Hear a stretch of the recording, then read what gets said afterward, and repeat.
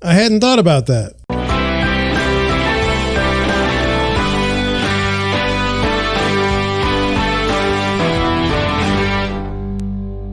Good afternoon. So there's, you go to the home search process, and there's all these things you're looking for. You're looking for like the price of the house, the curb appeal. But there's other things that you may overlook. And those are some of the questions that I wanted to go over to today, and just kind of see what other things are out there that what are the questions we should be asking when looking at homes to buy. So we'll get started now. We're just going to go through a list. Number one, is there a risk of fire or flood? I'm a little surprised by this question. In theory, if you're getting a mortgage, they're going to need a flood certificate during the process. Now, I tell my buyers to avoid flood zone housing for the most part because the insurance is relatively expensive, and you could use that money for other things like equity in your home, for example. This is something I tend to look at before we actually look at a home. So, sometimes there'll be a house that comes up and it'll be cheap relative to the other houses in the area, and somebody will say, hey, I want to go see this house, and I'll go look up and find that it's in a flood zone. And then if it's in a flood zone, I don't know if my buyers really want to go see it at that point. It's one of those things where you're paying for flood insurance, or you're required to pay for flood insurance, and it's expensive. And over time, you've got a lot of money in the insurance and not as much equity in your home. So that's something that I would look at before we go to a house. But maybe other people wouldn't. Number two, is there a chance the view might change? This is definitely a surprising question, but one that has real relevance to where we currently live. For years, my parents' house backed to a cemetery. There was never any danger of someone developing the property, we thought. Fast forward to 2021, where home prices are through the roof and the church that owned the land needed money. Hello, new development. Try to pay attention if you like your view. Sometimes the land behind a home will be on a ravine or it backs to a park. That will normally keep the developers away, but apparently not cemeteries, because they're going to build a bunch of houses there. Number three, what is the quality of the schools? I have many buyers who are single or are looking to downsize, and they don't have kids going to school. They don't particularly care about the school district.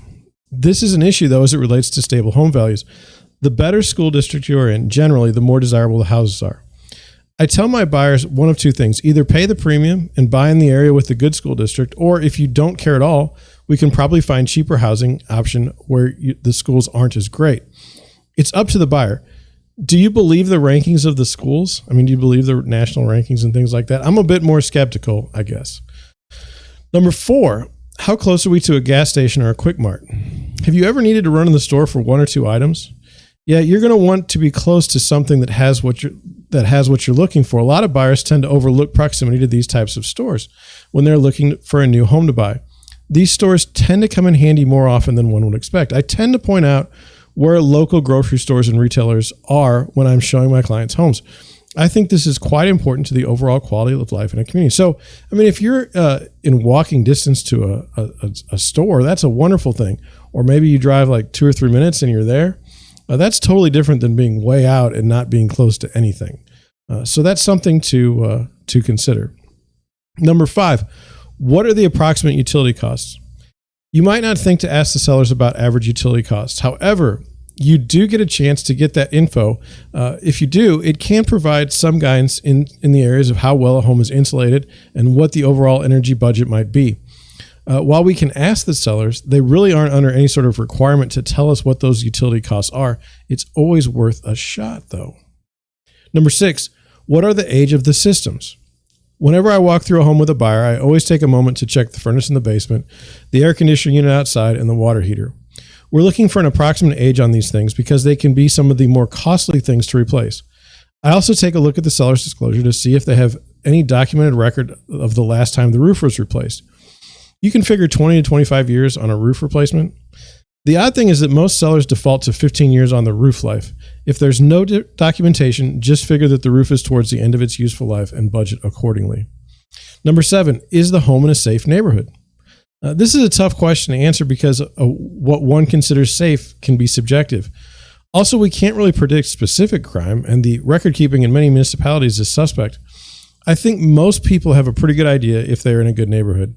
And oftentimes we see homes that have a lot of square footage for cheap. And when we can't see what might be wrong with the home, it might just be in an area that's considered unsafe. Most people have a pretty good idea if they're in a safe neighborhood. Number 8, how much noise should I expect if I move here? This is also tricky. Let's say you show a house for sale at 8 at night and it's totally quiet, but the next day around noon it starts getting loud, or your building is right next to a main street. Noise pollution matters. I can remember just 2 weeks ago I was showing a house in University City on a main street where the road noise was coming through the house. It was quite annoying. Sometimes the noise can be mitigated with new windows or other things, but other times you're just in an area where it's noisy. If this is something that you aren't comfortable with, better to make a note of it before writing an offer. Number 9, can the home be used for a short-term rental?